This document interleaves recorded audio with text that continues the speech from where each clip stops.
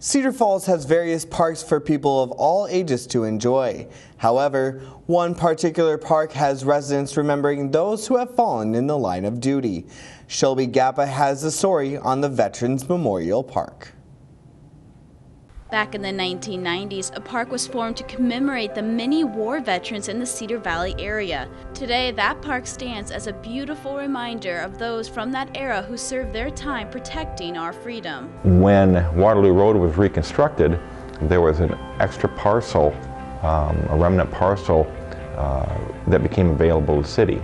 And as the project was discussed by the Park and Recreation Commission, the City Council, it was anticipated, or it was basically agreed upon that would be a really good location to start a memorial for the veterans. Once approved by Cedar Falls City Council, the park moved into the design phase. The focal point of the park is a 50-foot flagpole placed in a circular area paved with stained concrete and engraved bricks. At the base of the flagpole are 5 jet black granite tablets mounted in a pentagon-shaped foundation. Each tablet is etched with a seal and name of a branch of the armed forces.